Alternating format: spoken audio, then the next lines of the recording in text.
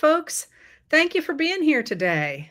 I'm wondering where people are from coming in today. We've got Northern Virginia, Austin, Texas, Springville, Utah, Palo Alto, another person from California right below that, um, New Jersey, Williamsport, Ohio. Come on, is a town in California really called Cool, California? Grand Rapids, Michigan. We're waiting here, of course, on Facebook to come in. Providence, Rhode Island. So you asked me while we were waiting to look up the history of, or to share with you the history of New Jersey. And I used to teach it. And of course, it's been a while since I've been doing the early American survey.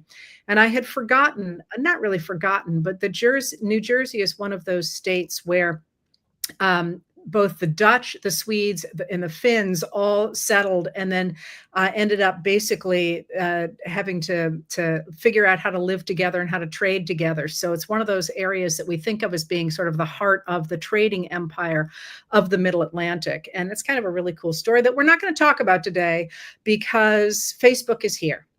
So let's get started with Senator Andy Kim. First of all, thank you so much, Senator Kim, for being here with us today. Well, thanks for having me. I'm really excited.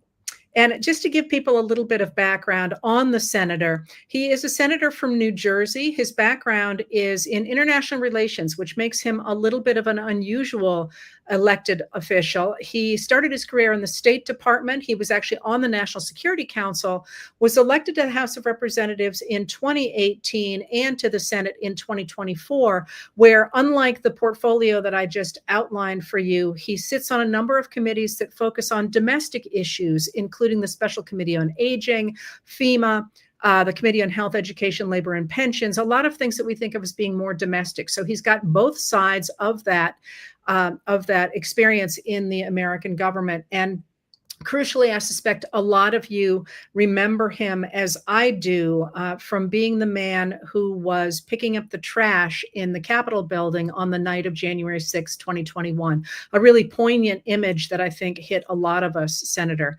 But one of the things that the Senator really cares about, and that I'm hoping we can talk about today, is the issue of corruption in the American government. So, sound okay to you, Senator? Yeah, that sounds great.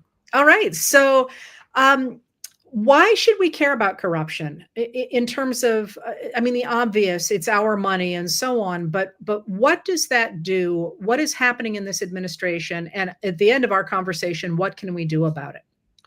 Well, corruption undermines just the fundamental foundation of our democracy. And we see so much of the fragility there because, I mean, in my home state, for instance, I'm from New Jersey.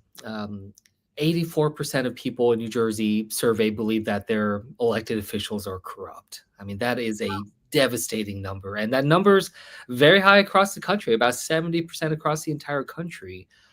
And the reason why that's important is because we see the corruption undermining the most important foundation, which is a foundation of trust. Democracy cannot exist without trust.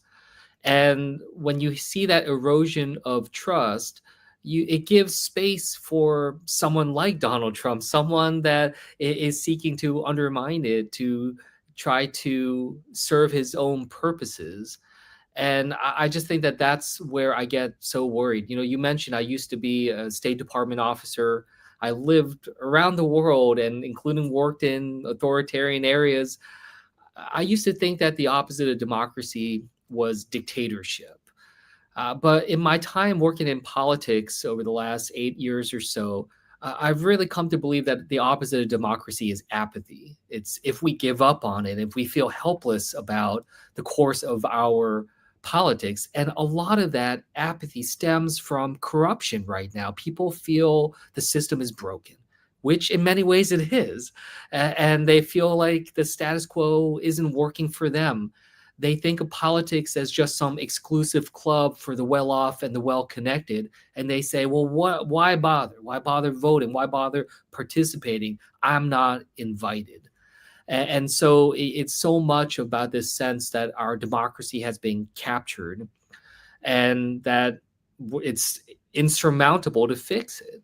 And I find that to be something that has become very, very clear to me as I've talked to many Americans over the last few years about politics.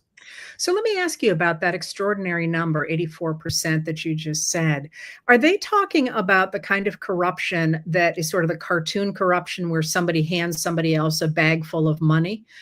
Or are they talking about the idea that the very wealthy have captured the system altogether, or both of those things? Well, look, what I would say is that it doesn't matter quite the same if it's gold bars or 50,000 in cash in a kava bag, or exploiting, crypto to benefit your family and amassing billions of dollars. I think it's the idea of who does the elected official work for? Who are they trying to benefit? And I think so often the answer for so many Americans is they think that elected officials are looking out for themselves, their family, and their buddies. And that idea that everything's rigged against the average person. And this isn't just because of politics. They see it just writ large when you see that we live in the time of the greatest amount of inequality in our nation's history. When you see the top 50 families in America essentially own the same amount of wealth as the bottom 50% of Americans, 170 million people, there's very much a sense that this America that we live in now has an aristocracy, now has this level of untouchables, and the sense that we are moving in that direction, where some, even though they carry the title citizen, don't feel like they have the powers and responsibilities that should come with it. And so that's where I think so much of the breakdown is just this sense. And that's why you see, like, for instance, like a big issue I've been trying to champion, which is about stopping members of Congress from being able to own and trade stocks. And I, for one, have been trying to I've introduced legislation that would actually involve all three branches of government, because I also think the president of the United States and the vice president of the cabinet and others should not be able to invest and profit off of the office in which they're holding. That issue is not going to solve all the problems of corruption, but it has captured so much of the public's attention because of this sense that people in office are profiteering and benefiting in ways that they should not be. And the idea that we're putting our own bottom line and stock portfolios ahead of our duties in the Constitution. So it seems to me that there's two separate things you're talking about, though, that may or may not have different solutions and that may or may not feed each other. And I think probably do. The first is what you're identifying, the system of economics we've had in place since at least 1981 that has moved more than $50 trillion from the bottom 90% to the top 1%, but that actually does not itself involve anything that is illegal. These are policies that political parties put in play in order to put forward an economic system that they believed worked. But then there is also, I think, what we are seeing and have seen throughout our history, usually with one or two bad apples, seeing it much more systemically under the Trump administration, which is literally people taking bags full of cash. And now the president of the United States essentially tapping the Department of Justice for a claim for $230 million. And the pretty open what seems to be bribery coming in from people who are asking him for favors from the US government. And those things are, at least according to our legal system, supposed to be illegal, but are simply happening. Do you see those two things is the first a pipeline to the second? Or are they separate things? Or are they things that something that we can take care of in a more general way? Yeah, they're related and they rhyme with one another. So, for instance, yes, there is just the blatant corruption we see with this president. I remember the first Trump administration, first term, we were concerned about the hotel that he owned in D.C. and how people can stay there and have money funneled to him. Now we're seeing it at an industrial level. I mean, it makes the hotel seem like child's play just in terms of this. And I keep saying to a lot of people, like, this question of, Trump has made billions of dollars for his family since January 20th. How much has your family made since January 20th? And I think it really shows the stark difference. And yes, we see that in terms of just the broader actions, whether that's about who's on the list that put in money for the Trump for the ballroom that Trump's doing, while right now across town the East Wing is getting destroyed for this, or about the Trump meme coin and other ways that they can curry favor with the president. But there is another element to it too that you talked about, which is some of the more systemic and structural sort of decisions that our country makes about our economy, about the government support. So, for instance, earlier this year with the reconciliation bill, the idea that we are gutting $1 trillion from Medicare and Medicaid to be able to give tax cuts to the wealthiest Americans. Many of them were up on stage with Donald Trump during the inauguration. Sure, that might not be seen as straight up cartoonish corruption, but it certainly feels like patronage. It certainly feels like the kind of transactional favors for political power. Many of them were donors, supported the president, like Elon Musk. Now seeing Starlink and Tesla and other companies of his, SpaceX, continuing to gain the benefits throughout our government. That is what people see. And it's one of those, they know it when they see it, and they can tell what the problem is. And again, that's what so many of the American people see and are just frankly disgusted by. Well, what was interesting about that scene at the inauguration was the sign that those billionaires owned the president, but also that the president owned the billionaires. It was a very different portrait of the United States of America than we're accustomed to see at an inauguration, which is supposed to be the moment in which a president, after a very partisan campaign, says, "I'm the president of everybody." And he quite literally demonstrated that he was not, that he was the president of, as you say, an oligarchy. I'd love to have you talk more about this question of the people's money as opposed to the government's money. We tend to talk about the treasury or the government, but that is the people's money. And you've been pretty articulate throughout your career of what you think the polity should look like, what that money should be doing, and why. It's a really different vision than you're seeing from this current president or a lot of the people who supported him or supported his party in the years before he was elected. What should we be doing with our money? And why? I think you framed it really well, and it actually really tied in with the conversation that I had with a woman at a diner just about maybe 2 weeks ago. I was talking to her about the government shutdown, and she was an independent voter, and I asked her, "What if you had something you could say to Donald Trump and those negotiating this effort around the shutdown? What would you want to tell them?" And she said, "I would want to tell them and remind them that this is our money. This is the American people's money. This is not Donald Trump's personal slush fund." She was particularly upset about the fact that Donald Trump had just called for freezing of the money to the Gateway Tunnel project, which is one of the largest construction projects in America. Certainly benefits New Jersey, New York, but also the entire country. But his willingness to just freeze that money as a very clear political tool and retribution towards people like Chuck Schumer, Hakeem Jeffries, those of us in New Jersey that are standing up to him. That was something where, again, you see the other side of it. You see the patronage, but you also see the retribution. And so, I think from my standpoint, I come from this background. I'm a son of immigrants, a public school kid. I was somebody that served in government, but in a career way. I was a State Department officer, but I worked under both the Bush administration, the Obama administration, served a country, not a party.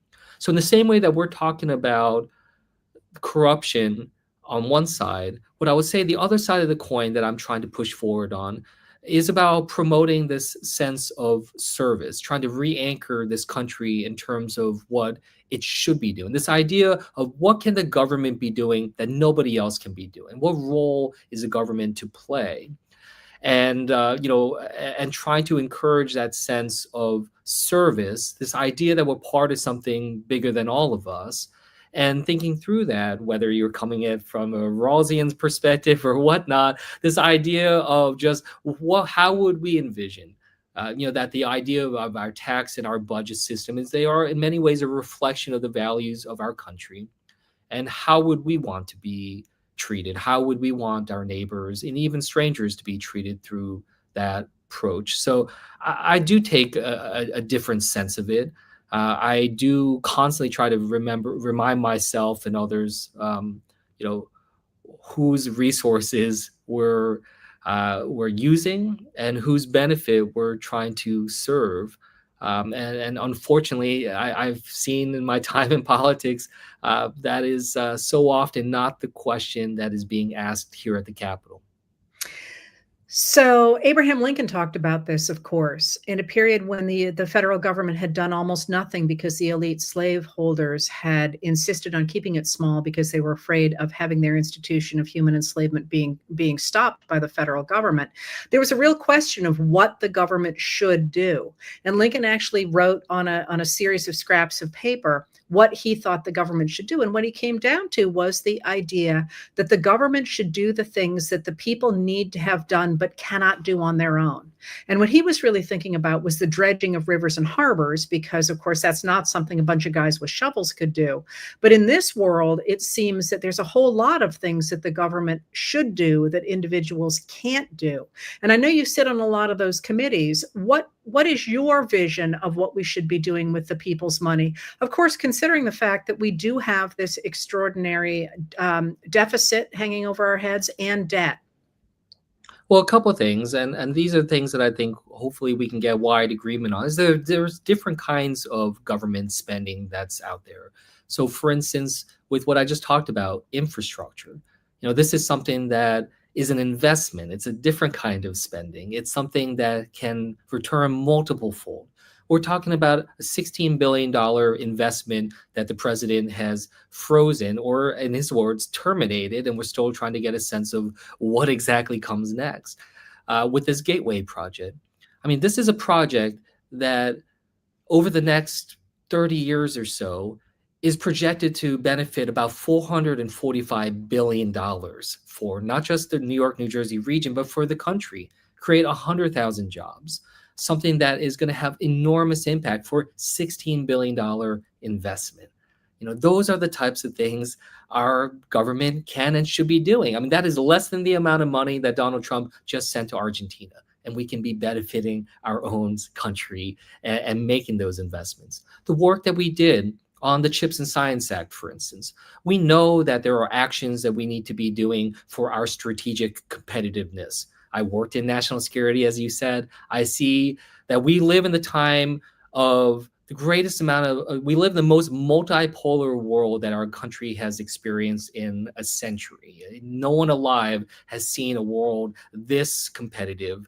And as a result, we need to think through what steps we take vis-a-vis China, vis-a-vis other actors that are out there.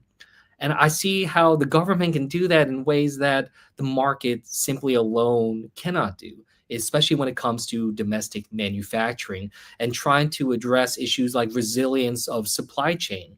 That is not something that for companies that are, trying to think through what their quarter earned report is going to look like, that they're able to think through in the same way, especially as they are operating in this competitive ecosystem. But the government can come in and be able to help point a direction as well as provide incentives and support, like we were doing with the Inflation Reduction Act, actually moving our country in a direction to be a powerhouse when it comes to solar energy, for instance, which now the Trump administration has completely dismantled and literally ceded the ground to China and just said, we give up, you win, you're going to be the solar superpower for the next century. These are decisions that can be made that can have enormous repercussions that only a government can do. And I think that there is a role that we can focus in on that hopefully the American people can get behind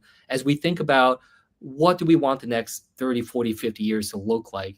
And what does it mean for the next century to be an America century when we have so many new challenges like AI and this incredible innovation that's happening that could very well be a double-edged sword?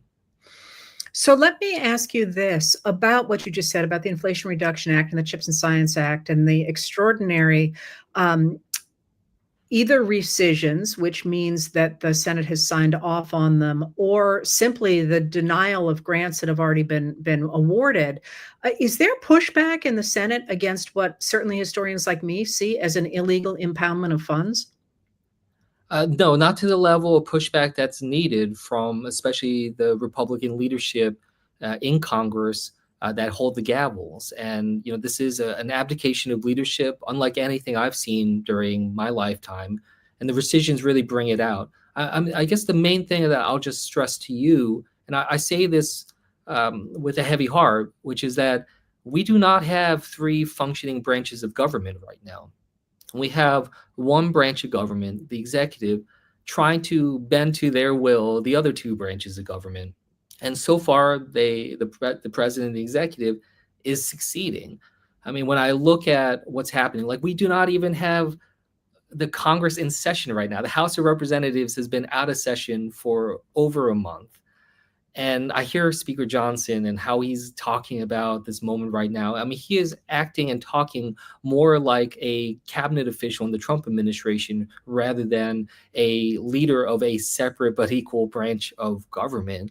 And, that's in part, there are lots of reasons, but, part of that is because, the Republican Party is not a political party anymore. It's been completely captured by Trump's MAGA movement. And the amount of fear that I see among some of my Republican colleagues that are not fully bought into the MAGA agenda, but they are fearful of what would happen to them, both politically as well as, emotionally and physically, if they were to stand up to this president. So, yes, we are in a constitutional crisis. We certainly have seen Congress acting in a way here that is completely contradictory to what Article 1 says it should be doing. So I was afraid you were going to say that. So the reason I asked a bit ago about the differences in the kinds of corruption that you were talking about, both the sort of general, the rich guys get everything versus the idea of somebody getting a suitcase full of cash, are because the solutions to those things are very different. If you think about what one does about the economic and political system under which we've lived really since Reagan, and this real upsurge in which the money in the country and the capital in the country goes upward, the solution to that seems to me to be quite different than the solution to what you do about the open looting we're seeing going on. If you were trying to tell the American people what your solutions are to either or both of those, what would you focus on? I mean, for me, I look at where we've been and I say, we need to have a progressive tax code again. That really does get rid of the Trump tax cuts and the George W. Bush tax cuts. That would do a heck of a lot for the deficit and so on. But what would you say about what is the legislative answer to both of those problems? Yeah. So I would say sort of two fronts as well. I mean, some of it, as you said, progressive tax code is very much needed. I mean, we see right now, and when we look through how both labor and capital are perceived and engaged by our taxes, we see a country that very clearly rewards those with capital more than they do those that are producing labor and working and this idea that you work hard, you play by the rules, you will be able to live a life of dignity and decency. That's no longer the case. And as a father of an 8-year-old and 10-year-old, I got 2 little boys. Like, I worry about what kind of America they're going to grow up in, because this younger generation could very well be the first generation in modern American history where they are not going to have more opportunities and more prosperity than their parents' generation. I look to my parents 50 years ago. They immigrated here because they really did see America as the place where there was a guarantee of that generational progress. And that has very much stalled out because in large part because of how our tax code, how our resources, as well as how our economy has been geared towards rewarding capital primarily. And you see that in terms of how it's affected healthcare, and something so fundamental to all of us, yet it is something that has been the source of so much challenge. I will share this. My father's health is declining rapidly, and I've spent a lot of time with him over the last couple weeks, and it has been financially catastrophic for my family to go through this, as well as just emotionally of the challenge of health.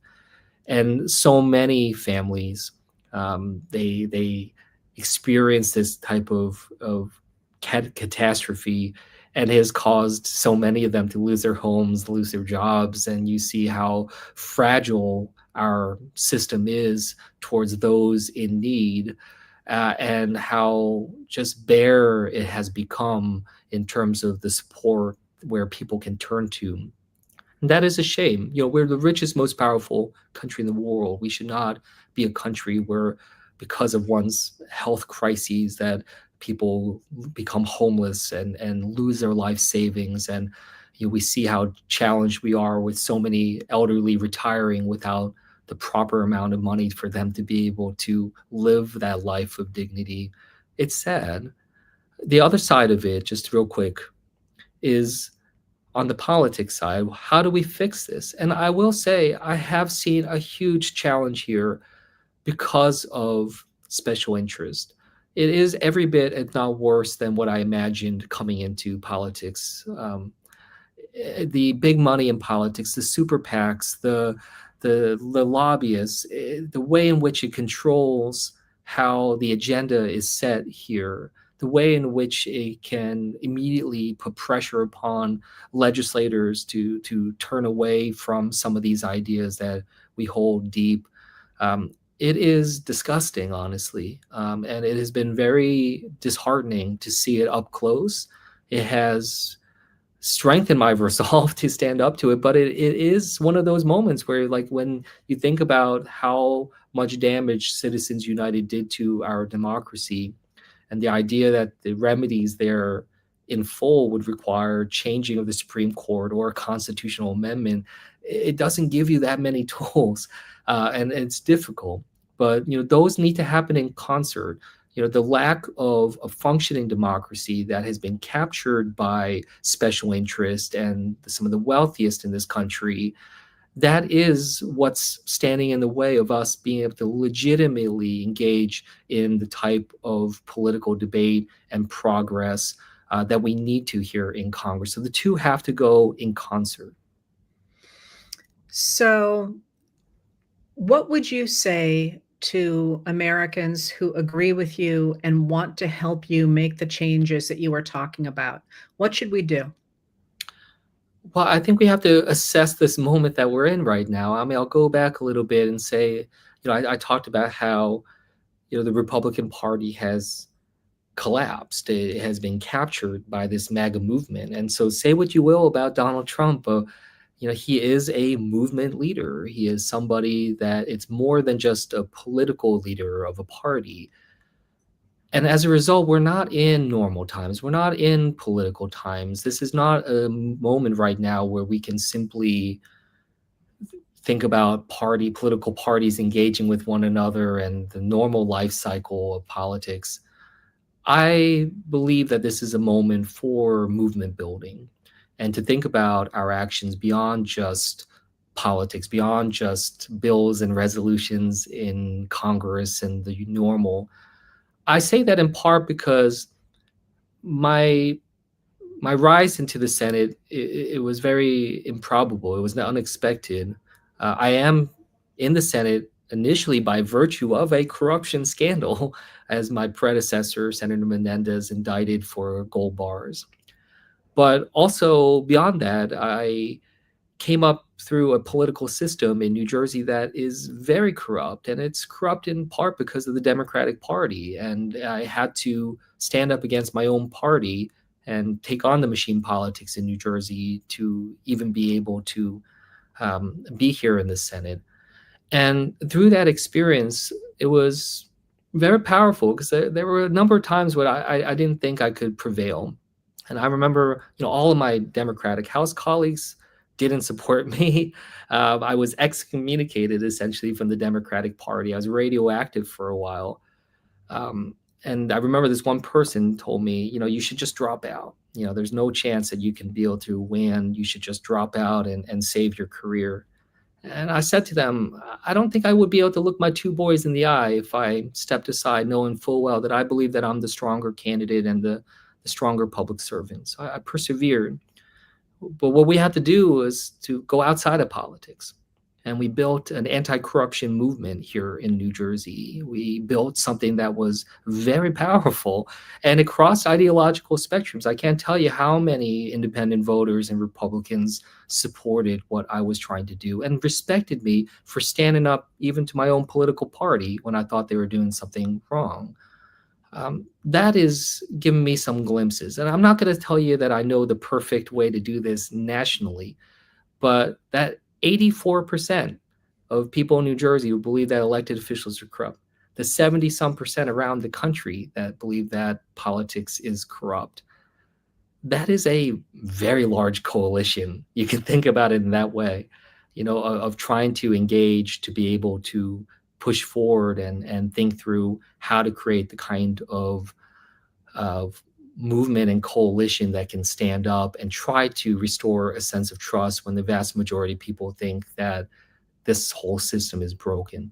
And so what we saw with the grassroots movement this past weekend, that was extraordinary. But what next?